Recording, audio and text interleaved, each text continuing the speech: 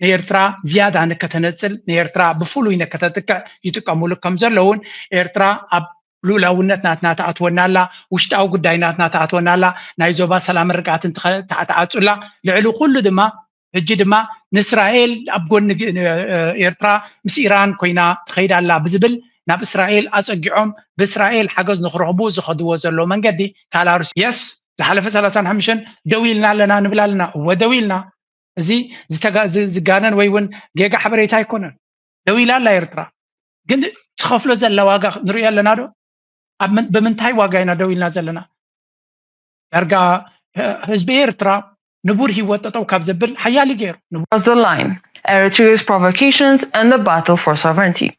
In the northern frontier of Ethiopia, a dangerous pattern is taking shape cross-border incursions on provocations in what Ethiopian officials call deliberate attempts by Eritrea to destabilize the region. For Addis Ababa, these are not isolated military excursions, but direct assaults on Ethiopia's sovereignty. For Eritrea, silence and denials define its strategy, leaving the international community reluctant to assign the blame. Now, after fresh warnings from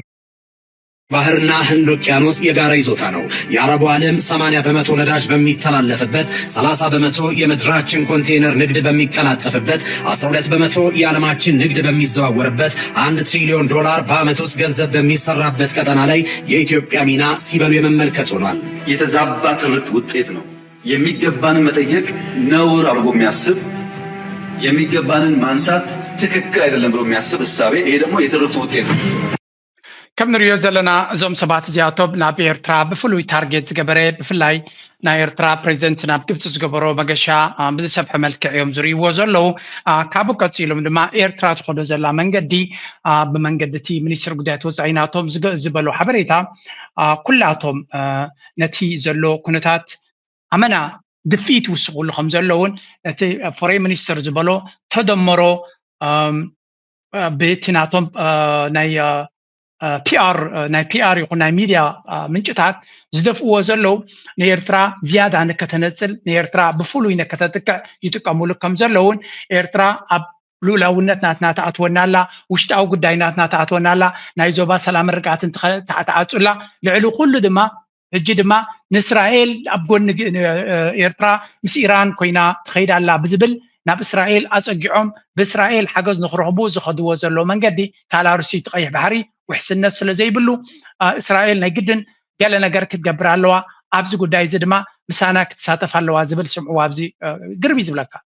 ባህሪ ኢትዮጵያ ከም ትድግፍ ተገሊጸሎም እስራኤል ንሕቶ ተጠቃምነት ወደብ ኢትዮጵያ ቀይሕ ባህሪ ትድግፍ ያክብል ኣብ ኢትዮጵያ ኣብ እስራኤል ዝርከብ ኤምባሲ ኢትዮጵያ ፍሊጠሎም ኣብ እስራኤል ዝርከብ ኤምባሲ ኢትዮጵያ ኣብ ጣዕማ ማይ አባይን ሕቶ ጣዕማ ወደባት ቀይሕ ባህርን እስራኤል ከም ትድግፎ ኣፍሊጠሎም ኣምባሳደር ኢትዮጵያ ኣብ እስራኤል ኣቶ ተስፋይ እንታይም ንሬድዮ ኣሃዱ ኣብ ዝሃቡ ሓበሬታም ዝበዝሕ ስራሕቲ ኤምባሲ ኣብ ምድንፋዕ ሃገራዊ ረብሓ ኢትዮጵያ ዘተኮረ ከም ዝኾነ ገሊጾም ስለዚ ሓደ ካብ ሃገራዊ ረብሓታት ምስ ተጠቐማ ማይ አባይን ሕቶ ወደብ ኢትዮጵያን ዝተኣሰር ስለዝኾነም ብቐንዱ ኣብዞም ክልተ ጉዳያትና ምስ መንግስቲ እስራኤል ንሰርሕ ዘለና ኢሎም ኣብ ታሪክ ንድሕሪ ተመሊስና ክንርኢ ከለና እስራኤል ኢትዮጵያ ኣብ ደገ ባሕሪ ዘይብላ ከይትኸውን ትሰርሕ ከም ዝነበረትን ዝበለ እቲ ኣምባሳደር እዚ ንረብሓ ኢትዮጵያ ጥራይ ዘይኮነም ንባዕላ ንእስራኤል እውን ዝምልከት ነይሩ ኢሎም ኢትዮጵያ ካብ ወደባት ቀይሕ ባሕሪ ብዝተሓረመት መጠን ቀይሕ ባሕሪ ብሃገራት ዓረብ ክዕብለል እዩ እዚ ድማ ንእስራኤል ናይ ድሕነት ፀገም ዝፈጥር ክብሎም ገሊፆም እስራኤል ካብ ዘመን ሃፀይ ሓይለ ስላሴ ትሒዛ ንኢትዮጵያ ብወታደራዊ ታዕሊም ክትሕግዛ ከም ዝጸንሐትን ዝገለጸት ኣምባሳደር ኣብቲ እዋን እቲ ነበልባል ዝበሃል ሰራዊት መንግስቲ ሓይለ ስላሴም ብእስራኤላውያን ይስልጥኑ ከም ዝነበሩ እውን ኣዘኻኺሮም ኣብ እስራኤል ሓይሊ ኣየር ንምጥንኻር እውን ይስራሕ ከም ዝነበረ ኣዘኻኺሩ እዮም ኤርትራ ካብ ኢትዮጵያ ናጽነታ ምርካባ ስዕቡ ኢትዮጵያ ክልተ ወደባት ማለት እውን ምጽዋዕን ዓሰብን ሲኢና ኣብ ደገ ባሕሪ ዘይብላ ሃገር ኮይና እያ ዝበለት ኣምባሳደር ኣብ እዋን ደርጊ ድሕሪ 1973 ኣብ መንጎ ክልቲን ሃገራት ዝነበረ ዲፕሎማሲያዊ ርክብ ከም ዝተበታተነን in the regional balance or any developments that may emerge from Ethiopia's internal dynamics. It is important to note that the current tensions cannot be understood solely through the lens of bilateral relations. The broader context of the Red Sea and Horn of Africa region plays a central role. The area is a critical transit corridor for global trade, and any instability can impact shipping routes. ሕጂ እንታይ ኢና ንሰምዕ ዘለና ኣብዚ ኤርትራ ጉሓፍዩ ተኻዒዋ ክንብል ከለና እውን ካብ ዘይረስተበገሰ ይኮነን ናይ ብሓቂ ኤርትራ ሽግር እያ ረኺባ ዘላ ምክንያቱ ዝገበርና እንተገበርና ወንኮ ፈተና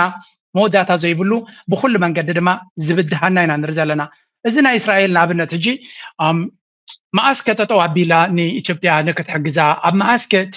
ሓገዝናታ ዝሒሉ ኩሉ እዚ ኤርትራ ትረኽቦ ዘላ ከርተት ኣሜሪካ ኣንጻርና ስለ ዝዓጠቐት ንምባል ክብድ ዝበለ እዩ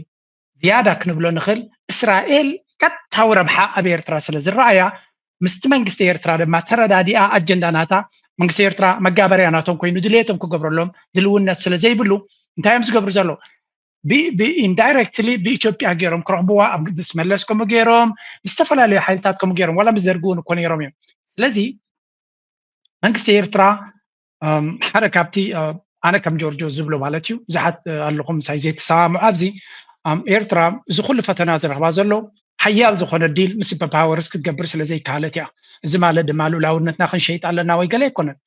we have to make sure that ገለ ዓይነት ዲል ክንገብር ክንክእል ኣለና ምክንያቱ እቲ ኩነታትና ክርእይዎ ከለዉ ንሳቶም ነዛ ሃገር እዚኣ ኣብ 70 ዓመት ከነዳኽማ ንኽእል ኢና ኣብ 80 ዓመት ከነዳኽማ ንኽእል ኢና ክብሉ ከለዉ ንዓታቶም ውሕድ ሚልዮን ይድወስደሎም ምክንያቱ እስራኤል ኣሜሪካ ኤሮፓ ገለ ብዙሓት ሃገራት እዮም እዚኦም ሚልዮን ተዋፂኦም ንኢትዮጵያ ነታ ኣጀንዳ ተን ንክትፍፅመሎም ቀሊል ኣይኮነን ኤርትራ ክትመክት ትኽእል እያ ግን ብደናይ ዋጋ ወለዶታት ናትካ ኣብ ግንባራት ሰፊሮም ንቡር ሂወት ገዲፍካ ዝግበር ቃልሲ እዩ ስለዚ የስ ዝሓለፈ 35 ደው ኢልና ኣለና ንብል ኣለና ወደው ኢልና እዚ ዝጋነን ወይ እውን ጌጋ ሓበሬታ ኣይኮነን ደው ኢላ ኣላ ኤርትራ ግን ትኸፍሎ ዘላ ዋጋ ንሪኦ ኣለና ዶ ብምንታይ ዋጋ ኢና ደው ኢልና ዘለና ዳርጋ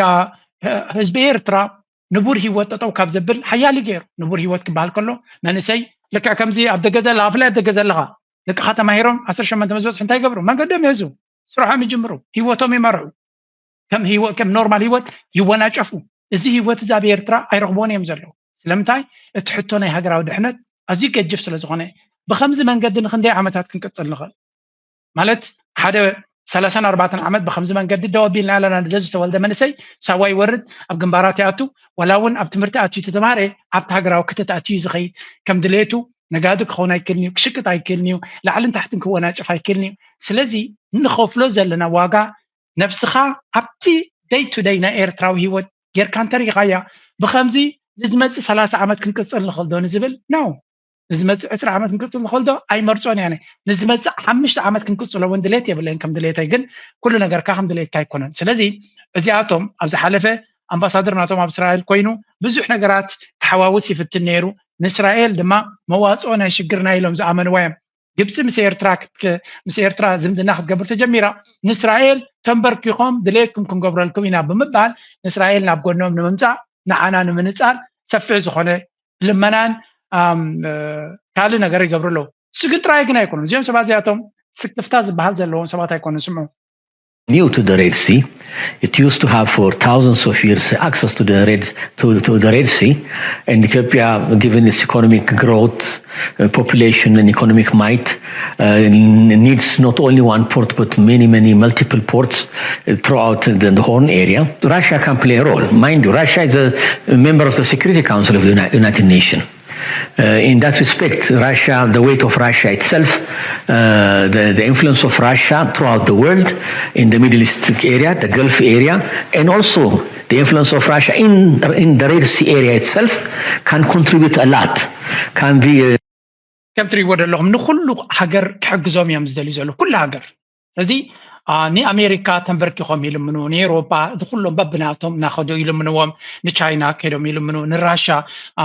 بكل من قدك تحجزونا تدخلهم نايف بحري شجر لكم نحن أنت رقيمنا كنبكم هنا نسخاتكم مع سكيورتي كونسل نتقول دعينا نقد ميتهم ويلهم بزح لمينهم انبس لازبل ومبر ديبلو يكونون بعلو تي برايم مينستر بوقع وتي نجيرو يزخاخم يزبل زلو نحن نوح تاريخ لنا بقى بحري بستقونه كالوت حيلتات يوم زبل من يوم حيلتات زبلهم زلو اي ردعنني نساتهم يوم تشاطيرو ماوص يومنا كابت قاي بحر مبر اشحات عمد تاريخ لنا يزبل بحلفه 5 عمد جن زخونه 500 عمد بوحدو زحلفه 400 عمد بجكازن 30 عمدات نيرترا غوبيت حيزلو زنبر انت دي كوينو أبو قموت نايف دقة بحري يتكام كم زنبرة حيل بحر كم زنبرة زجلت حبريتها يلل ስለዚህ ሓሶት ከም ሓቂ ጌርካ ኣብ ዝተፈላለዩ ዘጅምስ ስፖንትኒክ ናይ ራሻ ሚድያ ዝገብሮ ዘሎ እዩ ብዙሕ ግዜ ዲፕሎማሲያዊ ርክብ ገብሩ ኣለዉ ምስ ራሻ راشا برقص أبزي وانسي بفلوين عطاتهم أبزي زخدوا زلوا عندنا كدقفون كم زي تلرينا لنا نخن دايقن كميلو كغطس الخل we don't know أمريكا ونتقونه بغربا نتزبلوا زلوا كتحجزهم تدلي لان كالك أدامنا تاسل زلوا هاجن بدحر مجارجة انتسليتكم كيدكم تولم زلاجن ما نمسب زفلطي كلهم هجراتهم عرباي عالم زبالو زويسترن وورلد زبال انتسليتكم صبوا نحن قلنا نحجزكم نينا يوم زبلوهم زلوا بدحر مجارجة كما أصل زبلوا زلوا ينبرنا عبي بحنت زربا من قد خمس غير تقبروا يقول يوم سلامتاي ملو بملو أبعتهم سأجاكوا طبعا زلوا نكتنفس قبروا زلوا سمين دبلوماسيا وحاجات قبروا زلوا سمين سلازي أبي أحمد بزيناتهم دقاف بينو كخدو زخل من قدي فتسوم أمارات يقولون كم يرترا يكون نسو سلازي نساتهم شلل قابي زوما يصلى لالو قندحان نابزو بوص حيبلون انت ورارد ما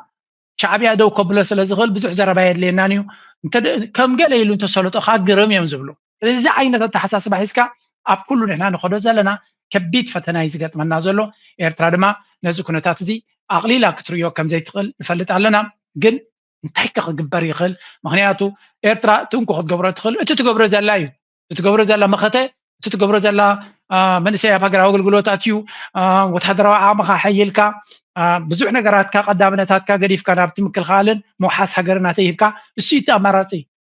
ሳጥራ እያ ክገብሩ ዝኽእሉ ኤርትራ እዛ ንገብራ ዘለና ኢና ኪኑ እንታይ ክግበር ይኽእል ኣብ ዝብል ጥራዩ መንግስቲ ሓስቦና ንብል የለና ግን መንግስቲ ኤርትራ ድማ ንዘለኣለም ዝነብር መንግስቲ ይኮነን ስለዚ كم حطوناي من بارد ما نذكر سبات حطوا سلزلو زغصل ولدو بخماي كريو خلنا زقود دايزي أنا كم حدا زي جانا يرتراوي أميديا زلخو يرترا بزخوني يخل من قدي بز حجين خد زلنا كنكسل يس حيال سراي كلونا حيال ما خطخلونا ده اللي يجد ملو كم زي حج زلنا يرتراي مكيتنا كنكسل ينازل دليتي باللينا أنا مهناتو بس كالو تهجرات ديل كنقبر كنكلالنا ميت خاميت زخسبنا كيكون غليجن أب نقدر ما ميت خاميت أنا خاصبيت باللي خمانياتو اتخالك كنتاي خاصب زخونا نقدر مساعد ديل كقبر كله نسور ربحك كلولو قال ربح دما تركب خلالو سلزي نزي I think present سياس أما صحفناتو كم سمعكو أغلال لا تي حيلتات ناي كالوت حيلتات أبوشت حجر كاكوف مبال أي قبلوني أي دقفوني صبوز وانا مغنياتون على لو كنري خلنا جن وتسيتناتو بقمت على دمان ترينا نحنا إيرتراون واقع تخفل على كم زي كوست زخونة واقع بزي باللي من قدي كنا نتي بنفيت نرغب زلنا